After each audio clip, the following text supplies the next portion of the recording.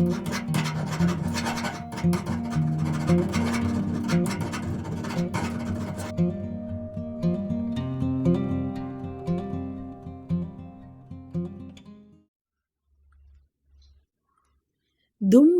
කෙතේ වෙත බැඳලා රැකුම් බැලුම් මහවැලි ගගේ දිය බැඳලා කෙතට ගිලුම් බොළඳලියන් කර ඔසවා බලන බැලුම් තුන්පත් රටාවයි දුම්බර කෙතේ නෙළුම් ඇඳිරිය කළුවරේ පැදුරට මුවා වෙලා විදුලිය එළිය දැක ගිනිහුල දියේ හෙලා පරලිය රුසිරු දැක තමලිය තලා පෙලා පැන යන මුවන් දැක නොදාමන් නෙළූ පලා අයිබෝවන් දරුවනේ මීඩියා කෙටිසටහන් පාඩම් මාලාවෙන් අද අපි සාකච්ඡා කරන්නේ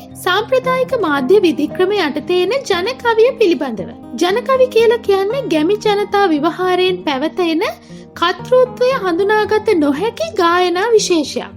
ගැමි ජීවන රටාව මත පදනම්ව තමයි ජන කවිය බිහි වෙන්නේ. ගැමි ජනතාවගේ ජීවන දෘෂ්ටිය, ඇදහිලි විශ්වාස, අවශ්‍යතා, වෘත්තීය තොරතුරු, දැනුම, සාම්ප්‍රදායික ඥානය, විවේකය, විශ්‍රාන්තිය, දුක් වේදනා, සිතුම් පැතුම් යනාදිය ජන කවිය මගින් පිළිබිඹු කෙරෙනවා. මේ නිසාම ජන කවිය අධ්‍යයනය කිරීමෙන් ගැමි ජනයාගේ සමාජ, ආර්ථික, සංස්කෘතික, ආගමික තොරතුරු හෙළිදරව් කරගත හැකියි.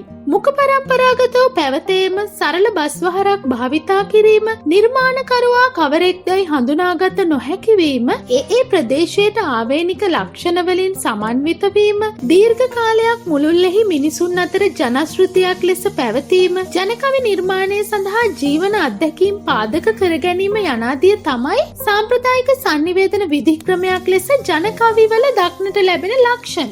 ජන කවිය සාම්ප්‍රදායික sannivedanaya තුල සුවිශේෂී වන්නේ අභ්‍යාජත්වය, සරලත්වය, සංක්ෂිප්ත භාවය, සංයමය, කතා ව්‍යවහාර ලක්ෂණ, ශබ්ද රටා හා පොදු ජනයාගේ සිතුම් පැතුම් වලට සමීප වචන කෝෂය යනාදිය නිසයි.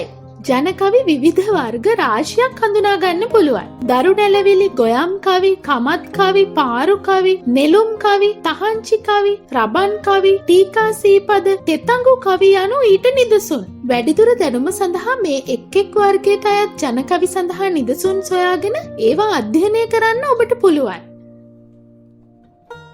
ඉතින් ඔළුවට බරක් නොවේ මීඩියා ඉගෙන ගන්න අපේ මීඩියා කෙටිසටහන් පාඩම් මාලාවත් එක්ක දිගටම එකතු වෙන්න. අපේ YouTube channel එක subscribe කරලා like කරන ගමන් මේ පාඩම් මාලාව ගැන ඔබේ අදහස් කමෙන්ට් කරන්නත් අමතක කරන්න එපා. අලුත් පාඩමක් අරගෙන ආයෙමත් එන්නම්.